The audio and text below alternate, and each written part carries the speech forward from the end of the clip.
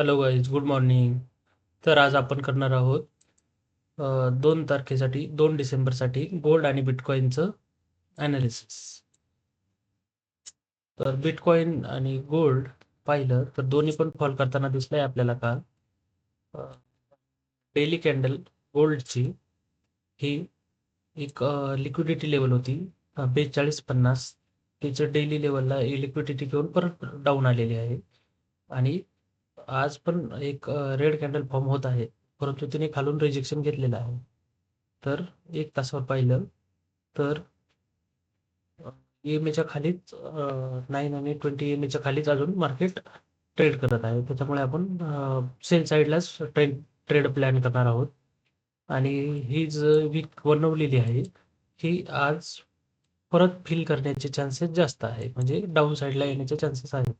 कारण की जिकडे वीक बनलेली आहे एवढी मोठी, तिथे लिक्विडिटी जास्त असण्याचे चान्सेस जास्त असतात.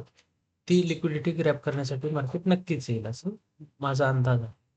आणि बिटकॉईनमध्ये पाहिलं तर बिटकॉईनमध्ये डेली कॅन्डल ही कालची खूप जास्त डाऊनफॉल पाहायला भेटला आपल्याला. 7 ते 8 हजाराचा जवळजवळ मार्केट फॉल केलेला आहे. 6-6.5 हजार.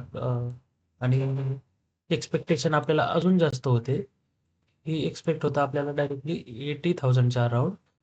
आणि आज पुल बॅक घेत आहे, परंतु हे 1 हॉवरवर एक साइडवेज मार्केट एवढं क्रिएट झालेलं आहे. आणि याच्यामध्ये जर आपल्याला बायर स्ट्रॅप वगैरे भेटले तर इथे आपण सेल साईडलाच प्लॅन करणार आहोत.